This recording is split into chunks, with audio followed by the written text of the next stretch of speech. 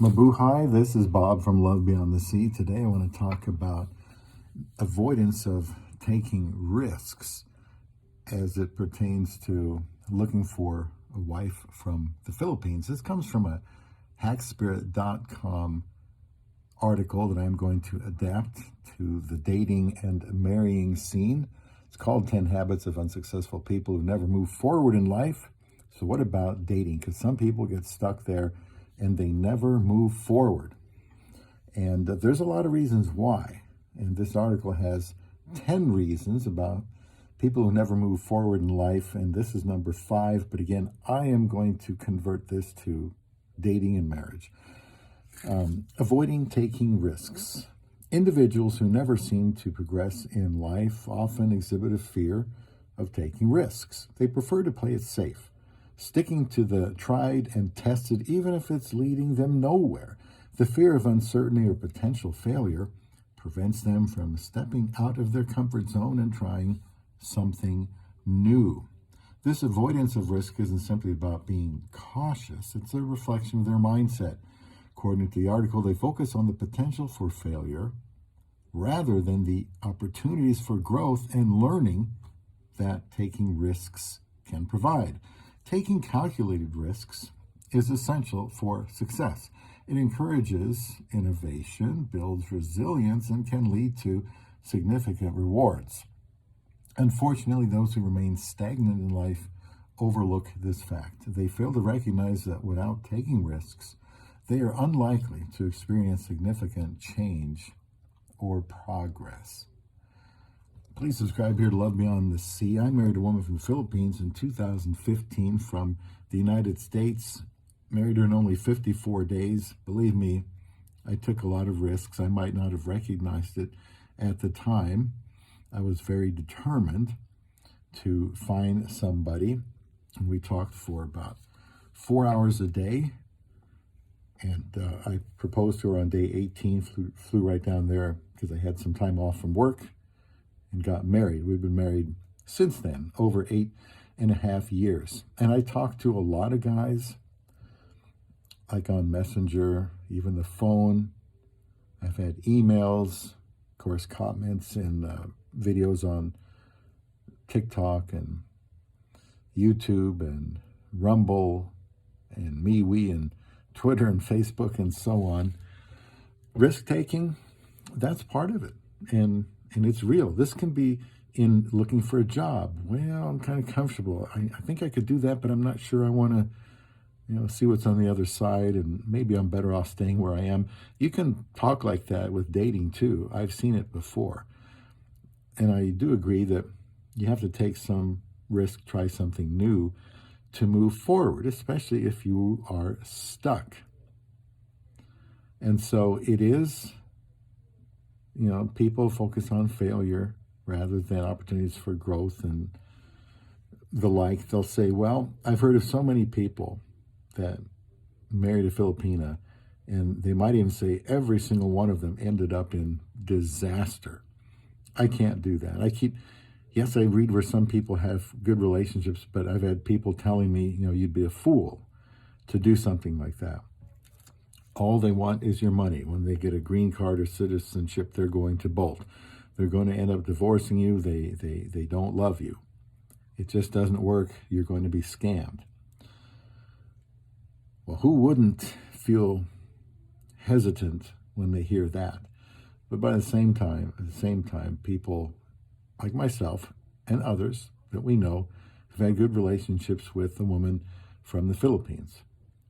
I don't think you're going to avoid all potential struggle. The Bible does say in this world we will have a tribulation. And there are times when a man and a woman are married, they love each other, but they're different people. We have a selfish bent, and it's not always easy, but it's still best, and it does help us to grow, and that's a good benefit from being married. You're going to have to take some risk.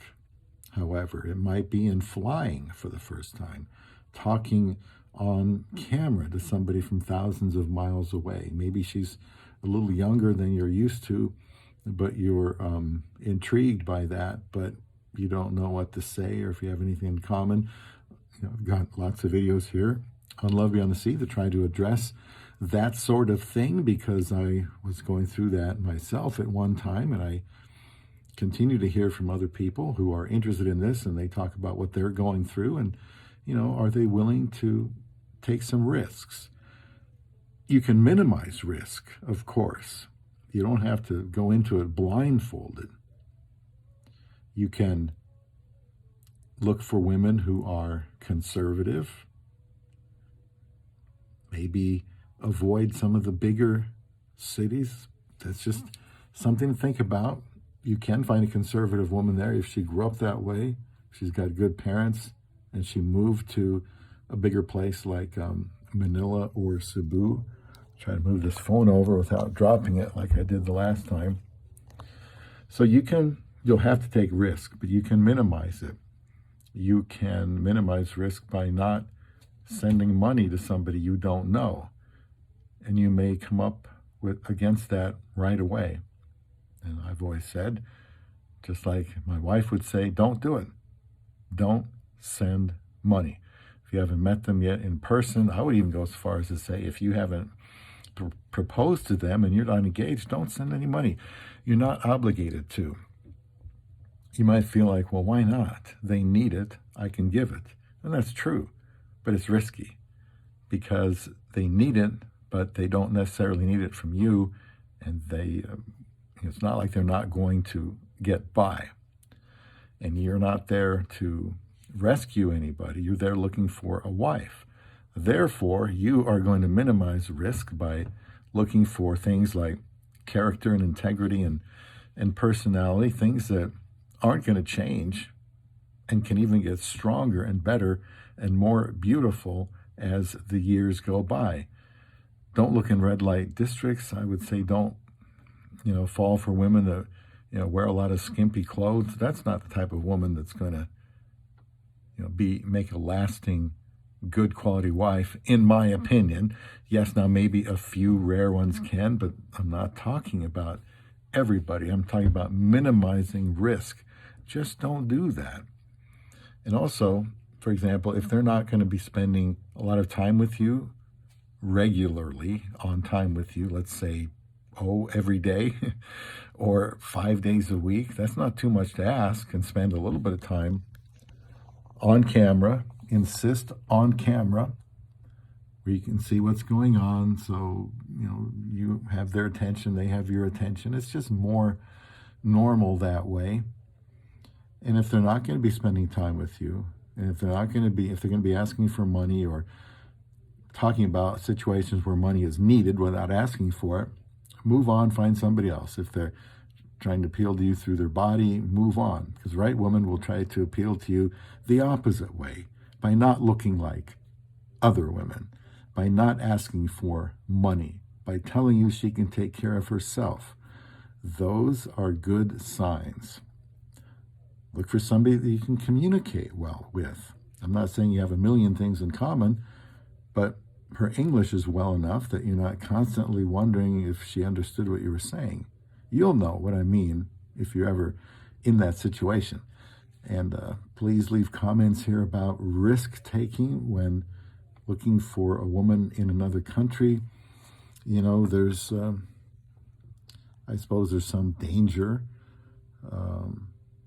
being a foreigner in a place where there might not be a lot of foreigners. So it's nice to have somebody to know, like a Filipina that you're going there with. Learn about the Philippines. Learn about what you're getting into. Watch good quality stations or channels like mine. I've been married to a woman for 8.5 years. I don't say anything that she doesn't agree with, or I didn't learn from her as far as the Philippines goes. I want people to be well informed. I guess I took a chance when I married in 54 days. I was 53 years old, tired of being single, desperate to find a good woman, and I did. But I wouldn't have found her without taking some risk. Without it, I wouldn't have found Love Beyond the Sea.